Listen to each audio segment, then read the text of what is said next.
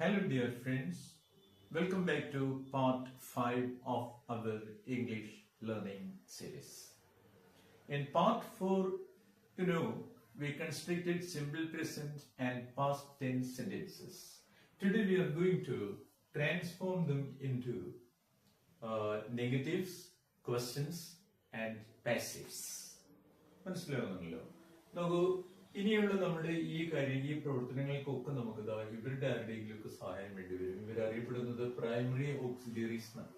ഇത് വളരെ ഇമ്പോർട്ടന്റ് ആണ്. There A group of special verbs in English. മനസ്സിലായല്ലോ?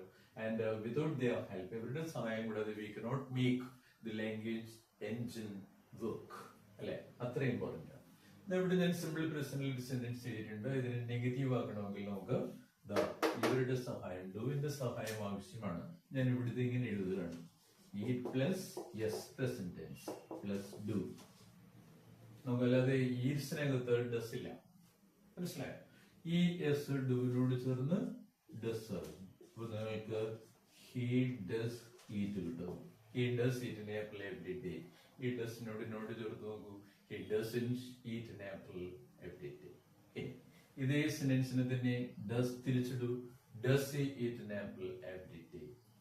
ഇനി അതിന്റെ മുന്നിൽ ഒരു വെൻ ചേർക്കൂ: when does he eat an apple. അല്ലെ? Or what does he eat every day. അല്ലെ? നോക്കൂ, അപ്പോ എല്ലാ സെന്റൻസുകളിലും നമുക്ക് ഈ ഡുവിന്റെ സഹായം വേണ്ടി വരും. ഇതിനെ ഇനി പാസീവിലേക്ക് മാറ്റണം എന്നിരിക്കട്ടെ. പാസീവ് വോയിസിലേക്ക് മാറ്റണമെങ്കിൽ നിങ്ങൾക്ക് ഈ ബീൻ, ടു ബിയുടെ ബീൻ പാസ്റ്റ് പാർട്ടിസിപ്പിൾ അത്യാവശ്യമാണ്. അത് മാത്രം മതിയാവും. ഉദാഹരണത്തിന് നോക്കുള്ളൂ: ഈറ്റ്സ് എന്ന് പറയുന്നത് ഈറ്റ് പ്ലസ് എസ് ആണ്, പ്രസന്റ്. മുന്നിൽ ഞാൻ ബീൻ എഴുതുന്നു. ശ്രദ്ധിച്ച് കേൾക്കുക. നോക്കൂ, ഇതിൽ ഈ എൻ എന്ന് പറയുന്ന പാർട്ട് പാസീവ് എലിമെന്റ് ആണ്. അത് ഈറ്റിനോട് ചേർന്ന് ഈറ്റിനാകും. ഈ പ്രസന്റ് ബിയോട് ചേർന്ന് ആം, ഈസ്, ആർ. മനസ്സിലായല്ലോ? നോക്കൂ, സെന്റൻസ് എന്ത് മാറ്റം വരും നോക്കൂ. ആൻ ആപ്പിൾ സബ്ജക്ട് പൊസിഷനിലേക്ക് വരുന്നു. ഇതിൽ നിങ്ങൾ ഈസ് തിരഞ്ഞെടുക്കുന്നു. അത് 2 ആപ്പിൾസ് ആയിരുന്നെങ്കിൽ 6 ആയിരുന്നെങ്കിൽ, അല്ലെ? An apple is eaten by him every day. Is eaten, am, is, are plus eaten. തിന്നപ്പെടുന്നു, ഇത് തിന്നപ്പെടുന്നു എന്നാണ്. മനസ്സിലായല്ലോ? മലയാളമായിട്ട് ഇതേപോലെ തന്നെയാണ് മലയാളത്തിൽ സംഭവിക്കുന്നത്. ഇനി അടുത്ത സെന്റൻസ് നോക്കിയുള്ളൂ: does he eat an apple every day. ഇതിനെ ഒന്ന് മാറ്റിയിട്ടാൽ മതി. Is an apple eaten by him every day. അതിന്റെ പാസീവ്, അല്ലെ? ഇനി what does he eat every day. What is eaten by him every day. ഇവിടെ ഒരു he cleaned his room yesterday. ഇതിനെ നിങ്ങൾക്ക് നെഗറ്റീവ് ആകണമെങ്കിൽ ഡു വേണം. Do plus clean plus does sound ആണ്. ഈ ഡുവിനോട് ചേർന്ന് ഡിഡ് ആയിരിക്കുമ്പോ ഹി ഡിഡ് നോട്ട് ക്ലീൻഡ് അല്ല ഹിസ് റൂം every day. ഇനി ഡിഡിനെ തിരിച്ചിടൂ: did he clean his room every day. ഇനി വെൻ ചേർക്കൂ: when did he clean his room. ഇനി പാസീവ് ആകാൻ നിങ്ങൾക്ക് എന്ത് ചെയ്യണം?